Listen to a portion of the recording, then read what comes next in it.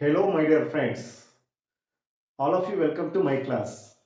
In today's class, I am going to tell you a innovative method and a fantastic method to learn English so that all of you watch this video until end. Don't skip. This is very important.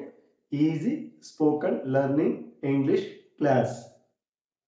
Okay, now I am going to doing this class in Kannada. Okay, right. ಈಗ ನಾವು ನೋಡೋಣ baby walk to adult walk ಅಂತ ಹೇಳ್ಬಿಟ್ಟು ನಾನು ಹೇಳ್ತೀನಿ. ಇದಕ್ಕೆ baby walk to adult walk ಅಂತ ಹೇಳ್ಬಿಟ್ಟು ನಾನು ಈ ಮೆಥಡ್ ಅನ್ನು ಕರಿತೀನಿ.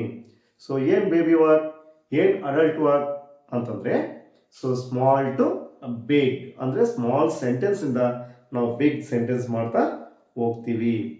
ನಾವು ನಿನ್ನೆ ಕ್ಲಾಸಲ್ಲಿ ಏನು ಮಾಡಿದ್ದೀವಿ, ವಿತೌಟ್ ಆಲ್ಫಾಬೆಟ್ ಮೆಥಡ್ ಇಲ್ದಿರ ನಾವೇನು ಮಾಡಿದ್ದೀವಿ, ಜಸ್ಟ್ ಒಂದು 7 ಮ್ಯಾಜಿಕ್ ವರ್ಡ್ಸ್ ಇಂದ 10 ಸೆಂಟೆನ್ಸ್ ಹೇಗೆ ಮಾತನಾಡಬೇಕು ಇಂಗ್ಲೀಷಲ್ಲಿ ಅಂತಕ್ಕಂಥದ್ದನ್ನು ಲಾಸ್ಟ್ ಕ್ಲಾಸಲ್ಲಿ ನಾನು ನಿಮಗೆ ಹೇಳ್ಕೊಟ್ಟಿದ್ದೀನಿ.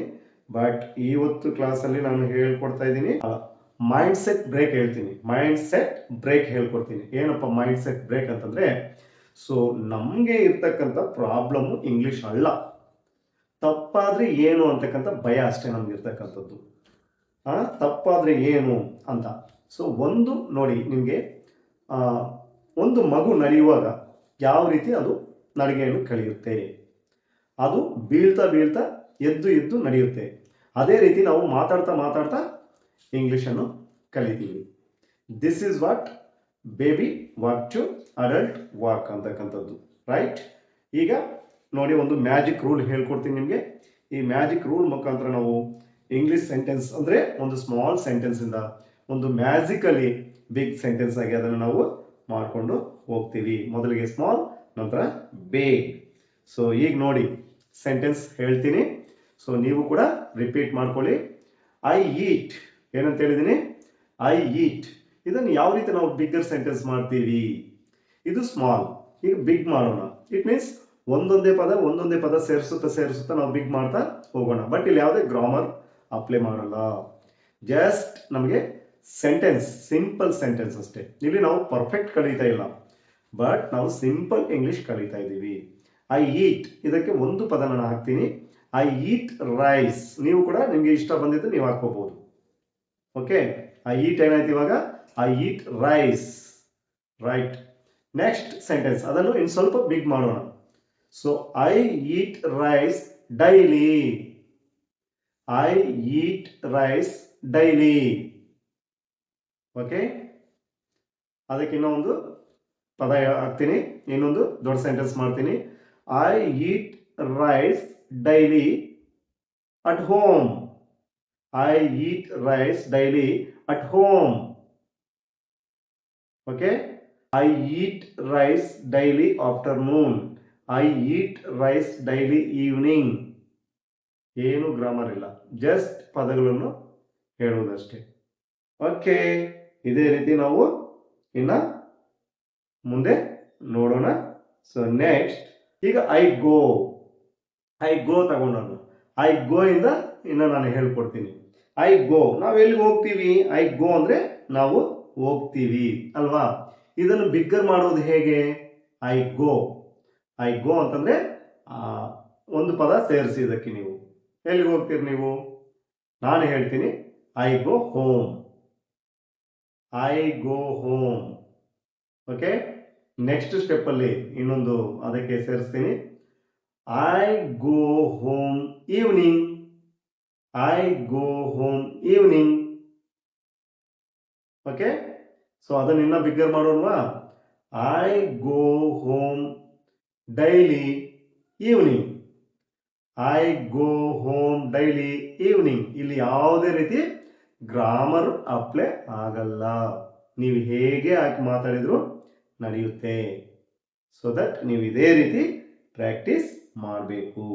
ಇಲ್ಲಿ ನಮಗೆ ಸೆಂಟೆನ್ಸ್ ಪರ್ಫೆಕ್ಟ್ನೆಸ್ ಮುಖ್ಯ ಅಲ್ಲ, ಸೆಂಟೆನ್ಸ್ ಮಾತಾಡೋದಷ್ಟೇ ಮುಖ್ಯ ನಮಗೆ. ಇಲ್ಲಿ ಹೇಗೋ ಹಾಗೆ ನಾವು ಮಾತಾಡಿದ್ರೆ ಇಂಗ್ಲಿಷ್ ಬರುತ್ತೆ. ಓಕೆ, ಈಗ ಒಂದು ನಿಮಗೆ ಟಾಸ್ಕ್ ಕೊಡ್ತೀನಿ. ಈಗ ನಾನು ಒಂದು ಸ್ಮಾಲ್ ಕೊಡ್ತೀನಿ, ನೀವು ಅದನ್ನು ಬಿಗ್ ಮಾಡಿ. ನಾನು ಸ್ಮಾಲ್ ಅಲ್ಲಿ ಕೊಡ್ತಾ ಇದ್ದೀನಿ ಐ ವಾಂಟ್, ನೀವು ಅದನ್ನು ಬಿಗ್ ಮಾಡಿ. ನಿನ್ನೆ ಕ್ಲಾಸಲ್ಲಿ ಐ ವಾಂಟ್ ಏನು ಹೇಳ್ತೀರಾ?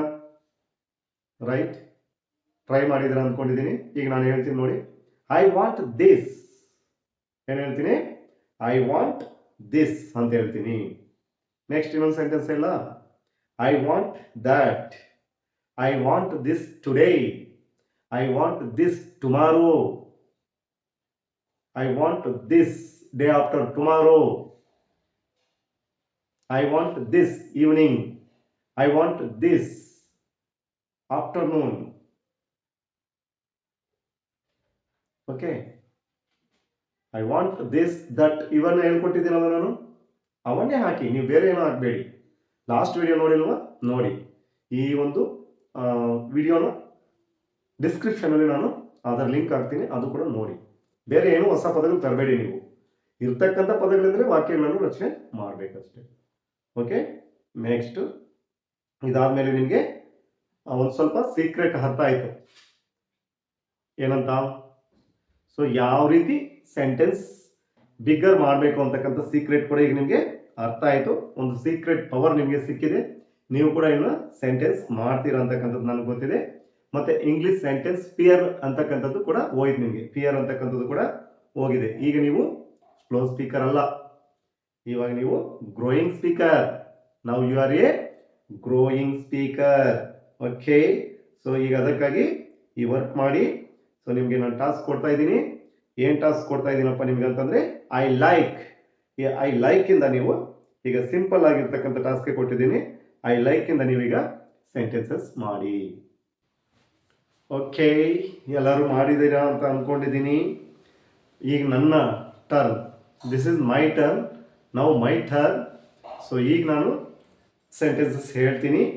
I like banana, I like apple, I like apple daily, I like banana daily, I like tea, I like tea daily, I like tea daily morning, I like banana daily afternoon. Okay, so ನೀವು ಕೂಡ ಇದೇ ರೀತಿ try ಮಾಡ್ಬೋದಲ್ವಾ? So this is what invisible rule ಅಂದ್ರೆ, ಒಂದು ಚಿಕ್ಕ sentence ಇಂದ ದೊಡ್ಡ ಸೆಂಟೆನ್ಸ್ ಅನ್ನು ಮಾಡಿಕೊಂಡು ಹೋಗುವುದು ಫ್ರೆಂಡ್ಸ್. ಇದೇ ರೀತಿ ನೀವು ಕೂಡ ಮಾಡಿ. ನಾಳೆ ಡೇ 4 ನಲ್ಲಿ ನಿಮಗೆ ನಾನು ಹೇಳ್ಕೊಡ್ತೀನಿ. ಡೇ 4 ಅಲ್ಲಿ ಇಂಗ್ಲಿಷ್ ಮಾತಾಡೋದು ಅಂದ್ರೆ ಇನ್ನ ಫಾಸ್ಟ್ ಹೇಗೆ ಮಾಡಬೇಕು ಅದು ಪ್ರಾಕ್ಟೀಸ್ ಮಾಡಿಸ್ತೀನಿ. ಅದನ್ನು ಟರ್ಬೋ ಮೆಥಡ್ ಅಂತ ಹೇಳ್ಬಿಟ್ಟು ನಾನು ಹೇಳ್ತೀನಿ. ಟರ್ಬೋ ಸ್ಪೀಡ್ ಮೆಥಡ್ ಅಲ್ಲಿ ನಾಳೆ ಕ್ಲಾಸ್ ನಿಮಗೆ ಮಾಡ್ತೀನಿ. ಸೊ ಈಗ ಈ ವಿಡಿಯೋ ನಿಮಗೆ ಒಂದು ಮ್ಯಾಜಿಕ್, ಒಂದು ಮಿರಾಕಲ್ ಅನಿಸಿದ್ರೆ ಖಂಡಿತ ನೀವೇನ್ ಮಾಡ್ತೀರಾ? ಲೈಕ್ ಮಾಡಿ, ಹಾಗೆ ಶೇರ್ ಮಾಡಿ, ಮತ್ತೆ ನನ್ನ ಚಾನಲ್ ಅನ್ನು ದಯವಿಟ್ಟು ಎಲ್ಲರೂ ಕೂಡ ಸಬ್ಸ್ಕ್ರೈಬ್ ಮಾಡಿ. Finally I will tell you a final statement. You always remember this: small English is not wrong. Small English is the start of the big English. Okay, thank you for watching my video. And next video ದಲ್ಲಿ once again ಮತ್ತೆ ನಾವು ಭೇಟಿಯಾಗೋಣ. Thank you.